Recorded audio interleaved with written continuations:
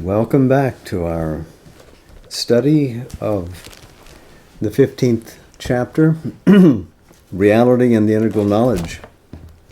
We're roughly halfway through it.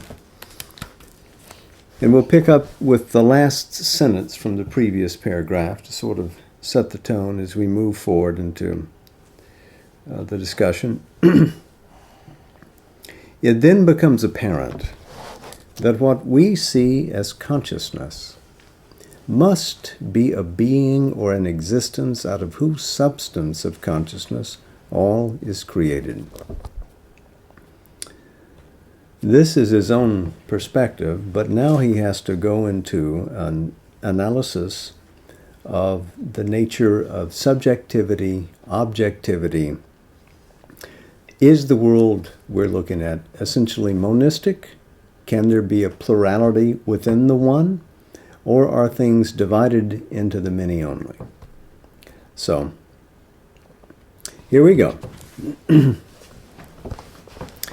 But if we thus get back to the biune, that means two in one, or the dual reality of being and consciousness, we can either suppose with Vedanta one original being, or with Sankhya a plurality of beings to whom consciousness, or some energy to which we attribute consciousness, presents its structures.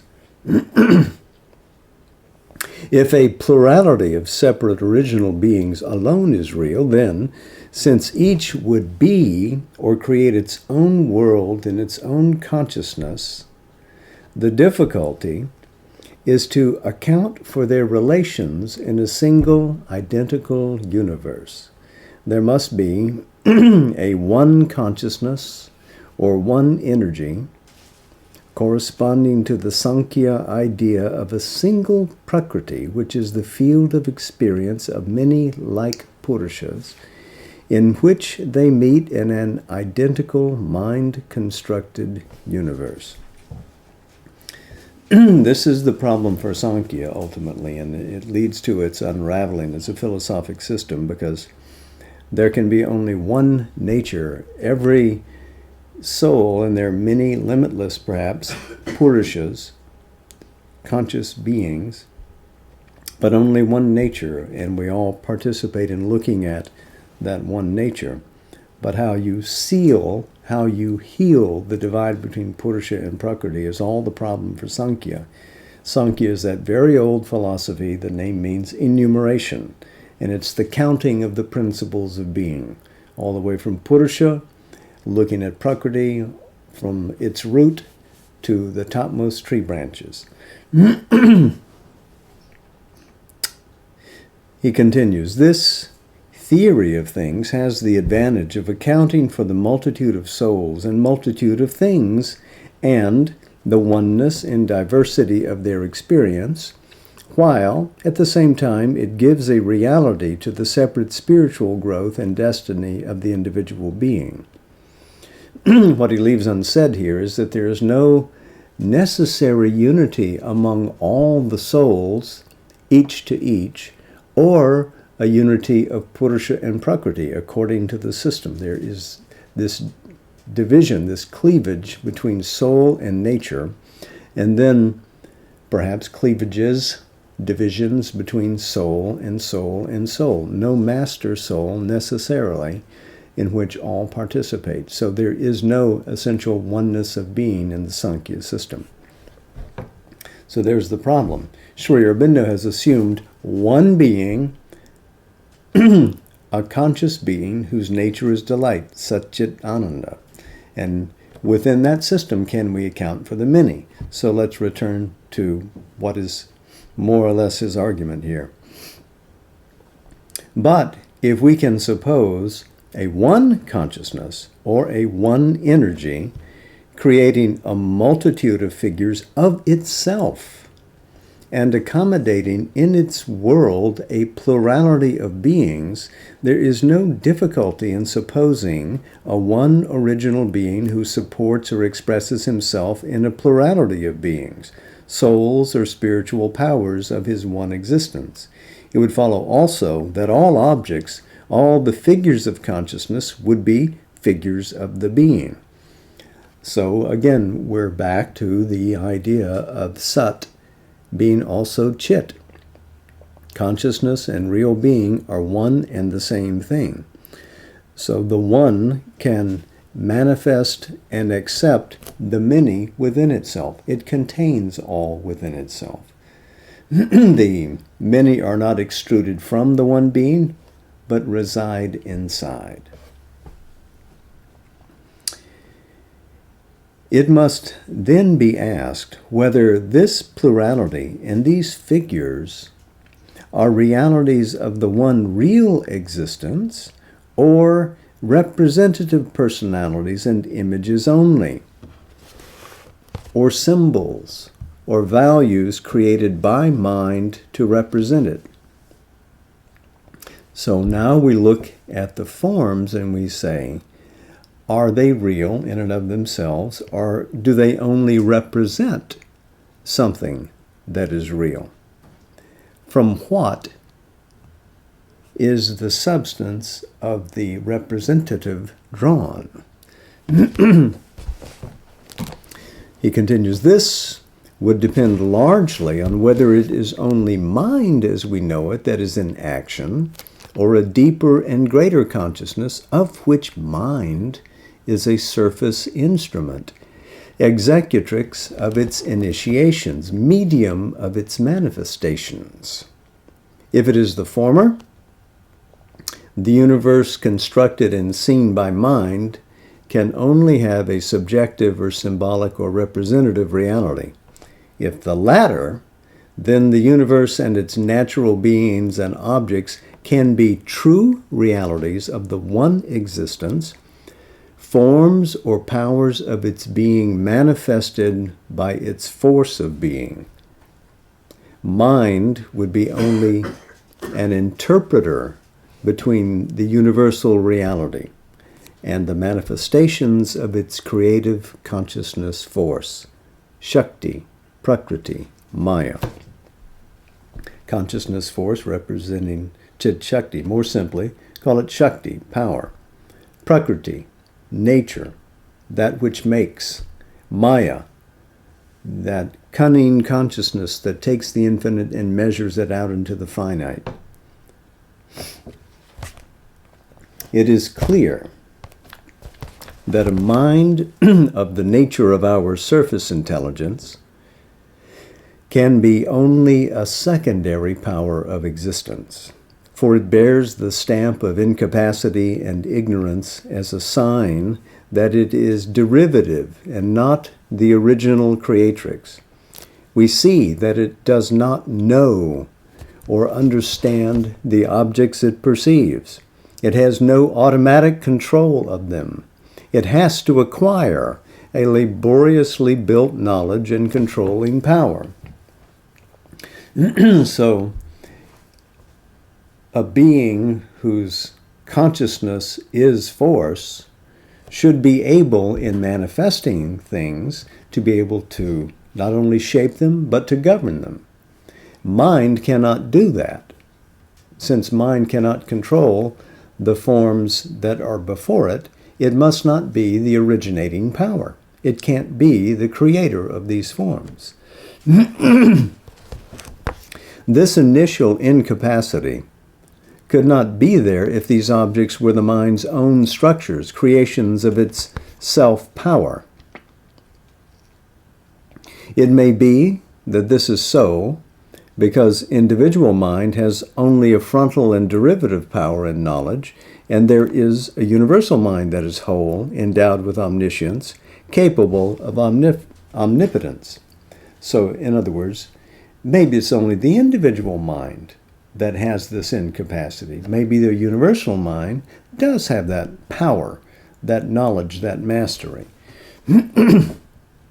So he continues to rebut that. But the nature of mind, as we know it, is an ignorance seeking for knowledge. It is a knower of fractions and worker of divisions, striving to arrive at a sum, to piece together a whole. It is not possessed of the essence of things or their totality. Essence, from esse, Latin, to be, which means the inner distinctive nature of a thing. It is not possessed of the essence of things or their totality. So it doesn't get deep enough and it doesn't go wide enough. A universal mind of the same character might know the sum of its divisions by force of its universality, but it would still lack the essential knowledge, and without the essential knowledge, there could be no true integral knowledge. So even if it did attain universality, it would lack essentiality. And both the essential and the universal are characteristics of an integral knowledge. It is a deeply penetrating knowledge based on consciousness of true being, which subsumes within itself all manifestation, universal or individual. That's an integral knowledge. The mind does not possess it on the best day it ever had.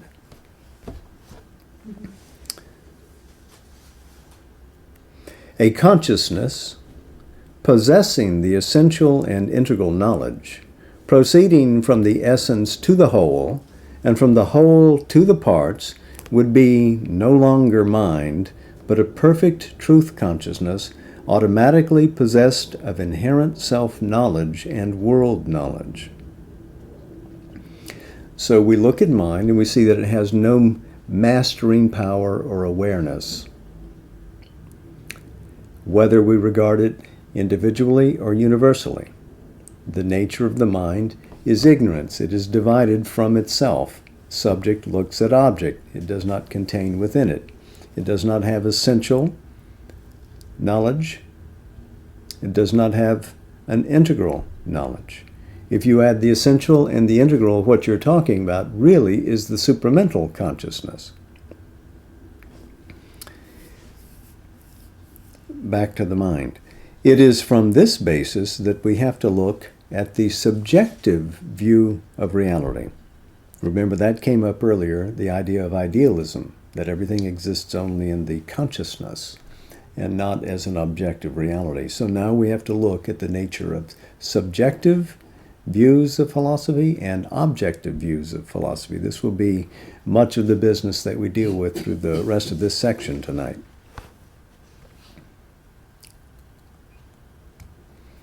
It is, let's read that again. It is from this basis that we have to look at the subjective view of reality. It is true that there is no such thing as an objective reality independent of consciousness. But at the same time, there's a truth in objectivity, and it is this, that the reality of things resides in something that is within them and is independent of the interpretation our mind gives to them and of the structures it builds upon its observations.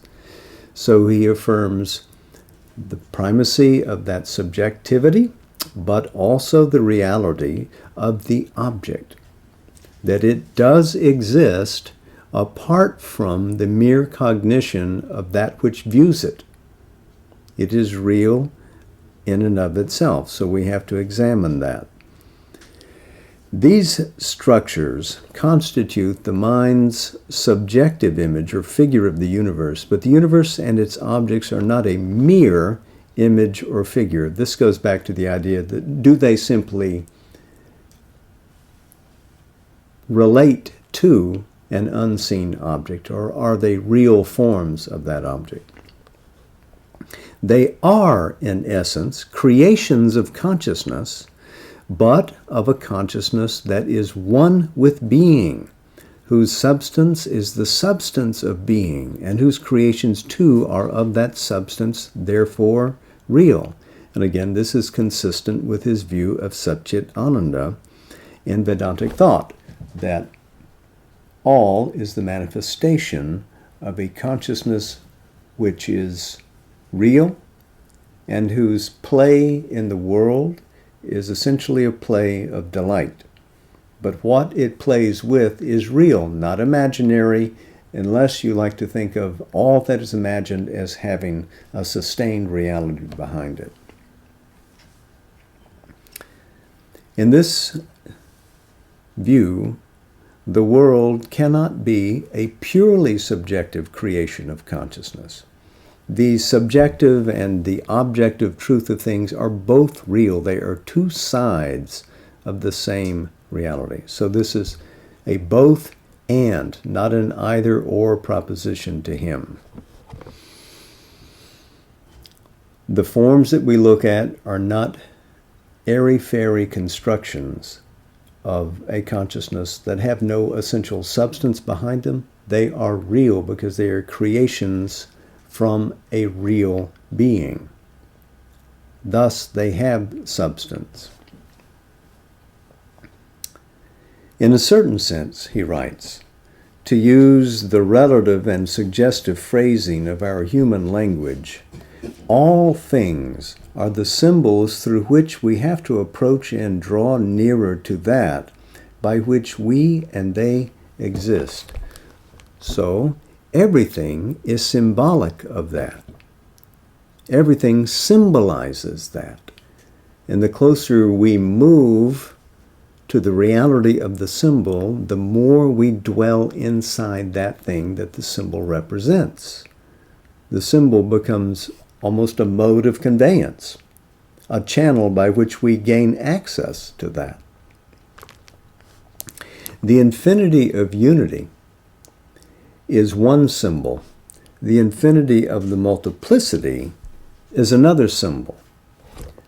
Again, since each thing in the multiplicity points back to the unity, since each thing that we call finite is a representative figure, a form front, a silhouette shadowing out something of the infinite, all that defines itself in the universe, all its objects, happenings, idea formations, life formations, are in their turn each a clue and a symbol.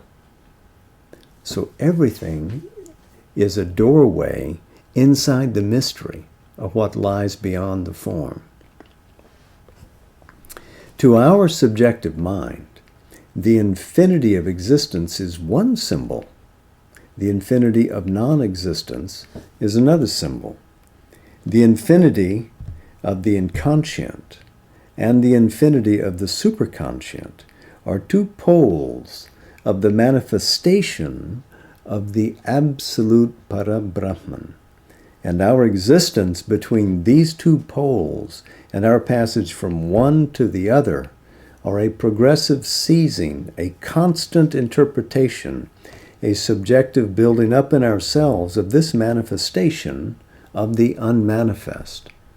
Because even though it puts itself out, it remains above, untouched, immaculate, not distributed, even though manifest in all the world, really and utterly, essentially there.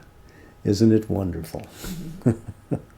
Through such an unfolding of our self-existence, we have to arrive at the consciousness of its ineffable presence and of ourselves and the world and all that is and all that is not, as the unveiling of that which never entirely unveils itself to anything other than its own self-light, eternal and absolute.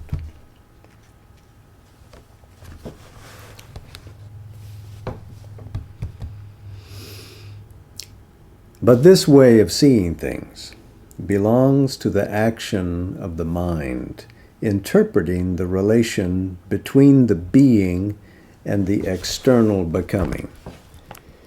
It is valid as a dynamic mental representation, corresponding to a certain truth of the manifestation, but subject to the proviso that these symbolic values of things do not make the things themselves mere significant counters, abstract symbols like mathematical formulae or other signs used by the mind for knowledge. For forms and happenings in the universe are realities significant of reality. They are self-expressions of that, movements and powers of the being. Each form is there because it is an expression of some power of that which inhabits it.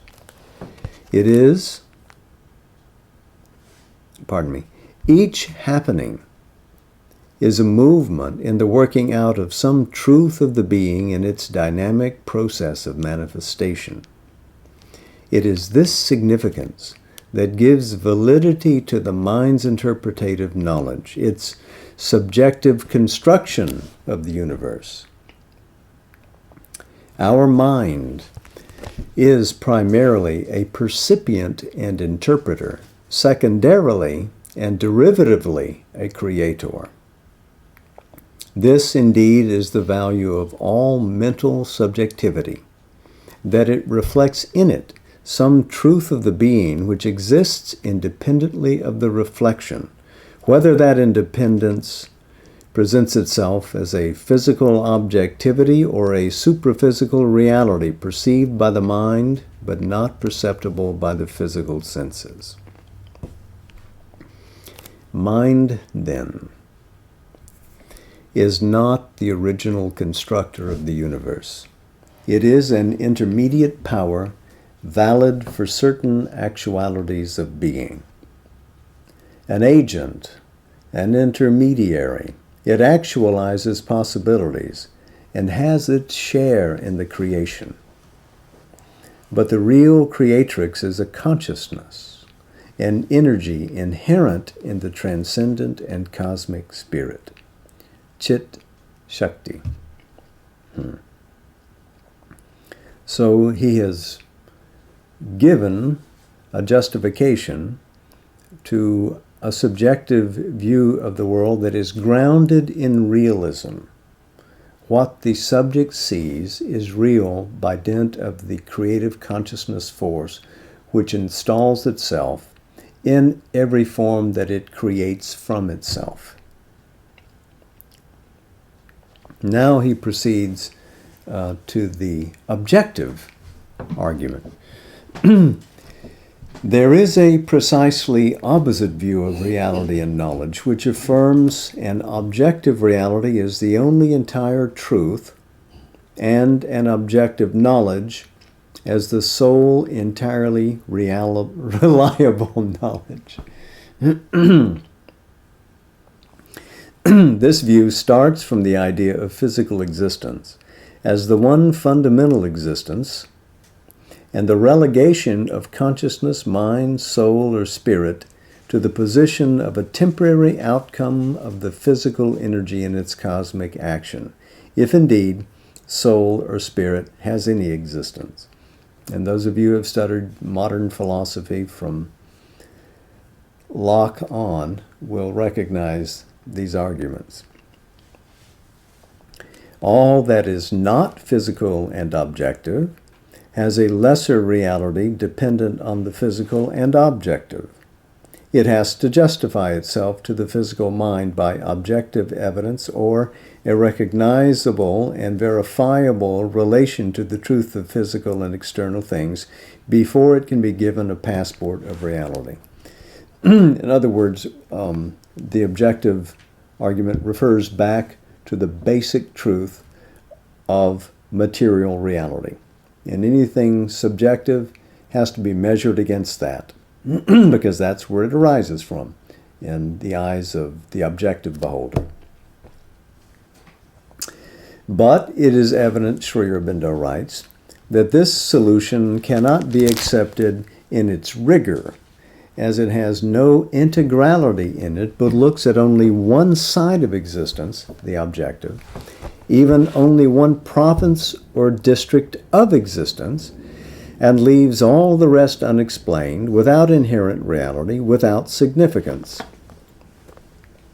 If pushed to its extreme, it would give to a stone or a plum pudding a greater reality, and to thought love, courage, genius, greatness, the human soul and mind facing an obscure and dangerous world and getting mastery over it, an inferior dependent reality, or even an unsubstantial and evanescent reality. For in this view, these things are so great to our subjective vision, are valid only as the reactions of an objective material being to an objective material existence. They are valid only insofar as they deal with objective realities and make themselves effective upon them. The soul, if it exists, is only a circumstance of an objectively real world nature. But it could be held, on the contrary, that the objective assumes value only as it has a relation to the soul. It is a field, an occasion, a means for the soul's progression in time. The objective is created as a ground of manifestation for the subjective. The objective world is only an outward form of becoming of the spirit. It is here a first form, a basis, but is not the essential thing, the main truth of being. The subjective and objective are two necessary sides of the manifested reality and of equal value. And in the range of the objective itself, the supraphysical object of consciousness has as much right to acceptance as the physical objectivity. It cannot be a priori set aside as a subjective delusion or hallucination. So we begin to see, again, an integral objectivity, just as we saw an integral subjectivity enter into the picture here. It should be possible for us to view an object and see it as a necessary form to subjectivity, for it to work in a fashion, in a manifested universe. The object has a reality, but it has a reality in terms of its utility to the consciousness that would inhabit and use it. See it, know it, empower it, drive it. Chit and Shakti, both there. In fact, subjectivity and objectivity are not independent realities. They depend upon each other. They are the being, through consciousness, looking at itself as subject on the object, and the same being offering itself to its own consciousness as object to the subject. All is drawn from that. The couch we sit on, the floor upon which we walk, the air that we breathe, all of this is real as the subject that looks upon it. And it is self-offered.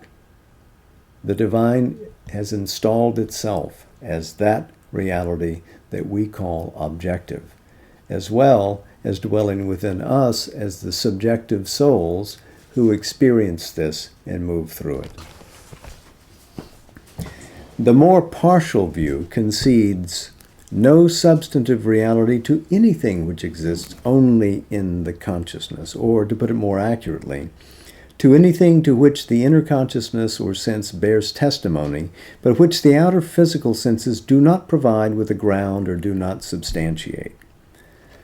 But the outer senses can bear a reliable evidence only when they refer their version of the object to the consciousness, and that consciousness gives a significance to their report, adds to its externality in its own internal intuitive interpretation, and justifies it by a reasoned adherence. For the evidence of the senses is always by itself imperfect, not altogether reliable, and certainly not final, because it is incomplete and constantly subject to error. Indeed, we have no means of knowing the objective universe except by our subjective consciousness, of which the physical senses themselves are instruments. As the world appears not only to that, but in that, so it is to us. This is really a Sankhyan justification too. The senses move out as instruments for a more interior being. They grab the information of the world, bring it back, and then the sense mind, manas, interprets, delivers it to the buddhi for ultimate judgment. Sri Aurobindo is arguing something similar here to the Sankhyan philosophy. If we deny reality to the evidence of this universal witness for subjective or for supraphysical objectivities, there is no sufficient reason to concede reality to its evidence for physical objectivities. If the inner or the supraphysical objects of consciousness are unreal, the objective physical universe has also every chance of being unreal. In each case, understanding, discrimination, verification are necessary. But the subjective and the supraphysical must have another method of verification than that which we apply successfully to the physical and external objective. Subjective experience cannot be referred to the evidence of the external senses. It has its own standards of seeing and its inner method of verification. So also, supraphysical realities, by their very nature, cannot be referred to the judgment of the physical or sense mind, except when they project themselves into the physical. And even then, that judgment is often incompetent or subject to caution. They can only be verified by other senses and by a method of scrutiny and affirmation which is applicable to their own reality, their own nature. So the inner realities that we experience as parts of our gathered life in the world can't be judged from the values of external nature. They have to be judged from the value of an inner consciousness appropriate to that level of awareness. And so we're beginning to look now for a different epistemology, a different system or theory of knowledge which will allow us to account for that. So, he continues, there are different orders of reality. The objective and physical is only one order. It is convincing to the physical or externalizing mind because it is directly obvious to the senses, while of the subjective and of the superphysical, that mind has no means of knowledge except from fragmentary signs and data and inferences which are at every step liable to error. Our subjective movements and inner experiences are a domain of happenings as real as any outward physical happenings. But if the individual mind can know something of its own phenomena by direct experience, it is ignorant of what happens in the consciousness of others, except by analogy with its own or such signs, data, inferences as its outward observation can give it. So here we enter the realm of intersubjectivity, and how is it that one consciousness can know what moves or occurs in the consciousness of another. But the fact that we can reach common agreements about the nature of the world that we observe indicates that there is a unity of consciousness beyond the mere physical, and that reality is shared. He continues, I am therefore inwardly real to myself, but the invisible life of others has only an indirect reality to me, except insofar as it impinges on my own mind, life, and senses. This is the limitation of the physical mind of man, and it creates in him a habit of believing entirely only in the physical and of doubting or challenging all that does not come to accord with his own experience or his own scope of understanding or square with his own standard or sum of established knowledge. This egocentric attitude has in recent times been elevated into a valid standard of knowledge. It has been implicitly or explicitly held as an axiom that all truth must be referred to the judgment of the personal mind, reason, and experience of every man, or else it must be verified, or at any rate verifiable, by a common or universal experience in order to be valid. But obviously, this is a false standard of reality and of knowledge, since this means the sovereignty of the normal or average mind and its limited capacity and experience, the exclusion of what is supernormal or beyond the average intelligence. In its extreme, this claim of the individual to be the judge of everything is an egoistic illusion, a superstition of the physical mind, in the mass, a gross and vulgar error. Physical mind, the mind as it looks only at the world of the physical, only at things shaped in the material plane of being. The truth behind it is that each man has to think for himself, know for himself according to his capacity, but his judgment can be valid only on condition that he is ready to learn and open always to a larger knowledge. It is reasoned that to depart from the physical standard and the principle of personal or universal verification will lead to gross delusions and the admission of unverified truth and subjective fantasy into the realm of knowledge. But error and delusion and the introduction of one's of personality and one's own subjectivity into the pursuit of knowledge are always present, and the physical or objective standards and methods do not exclude them. This is true. We see this occurring in every field of science, from physics to chemistry, etc., psychology certainly. So whatever it is that we call science can bear the imprint of a falsifying subjective slant, a partial view, a distorted view. The probability of error is no reason for refusing to attempt discovery, and subjective discovery must be pursued by a subjective method of inquiry, observation, and verification.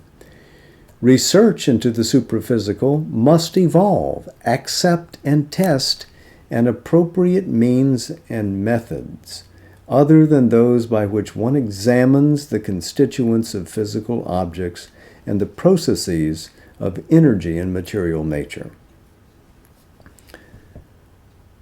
It's clear that we have to approach knowledge as a progressive enterprise, and in every field we accept that. So if we're going to move into a way to validate and prove the experiences of the supraphysical as being real, we have to evolve and develop methods by which we can achieve that. And if our methods are imperfect at the first, then they will become better as we move along, just as every other method in every other field of science does. But we can't simply stay standing only in the physical world and point at that which is beyond it and say, I convict you from the basis of my own perspective, a perspective that has not experienced, cannot touch, cannot measure, cannot assess. So, a greater kind of knowledge and a greater kind of validation is necessary than that which the measuring mind based in the physical can provide. We'll leave it there this week and pick up the rest of the chapter next Sunday on the 26th of March. Tonight, we conclude with a section from Savitri. This is from the Book of Beginnings.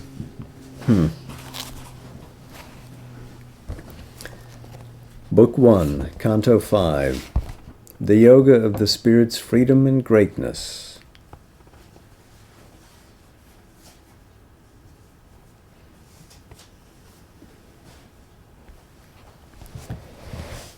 A giant order was discovered here, of which the tassel and extended fringe are the scant stuff of our material lives. This overt universe, whose figures hide the secrets merged in superconscient light, wrote clear the letters of its glowing code. A map of subtle signs surpassing thought was hung upon a wall of inmost mind. Illumining the world's concrete images into significant symbols by its gloss, it offered to the intuitive exegete its reflex of the eternal mystery. Ascending and descending twixt life's poles, the serried kingdoms of the graded law plunged from the everlasting into time. Then, glad of a glory of multitudinous mind, and rich with life's adventure and delight, and packed with the beauty of matter's shapes and hues, climbed back from time into undying self, up a golden ladder carrying the soul, tying with diamond threads the spirit's extremes. In this drop from consciousness to consciousness, each leaned on the occult inconscience power, the fountain of its needed ignorance, arch mason of the limits by which it lives. In this soar from consciousness to consciousness, each lifted tops to that from which it came, origin of all that it had ever been, and home of all that it could still become. An organ scale of the Eternal's acts, mounting to their climax in an endless calm, paces of the many-visaged wonderful, predestined stadia of the evolving way, measures of the stature of the growing soul, they interpreted existence to itself, and mediating twixt the heights and deeps, united the veiled married opposites, and linked creation to the ineffable. A last high world was seen, where all worlds meet. In its summit gleam, where night is not, nor sleep, the light began of the Trinity Supreme. All there discovered what it seeks for here. It freed the finite into boundlessness, and rose into its own eternities. The inconscient found its heart of consciousness. The idea and feeling, groping in ignorance, at last clutched passionately the body of truth. The music born in matter's silences, plucked nude out of the ineffable's fathomlessness, the meaning it had held but could not voice. The perfect rhythm now only sometimes dreamed, an answer brought to the torn earth's hungry need, rending the night that had concealed the unknown, giving to her her lost forgotten soul.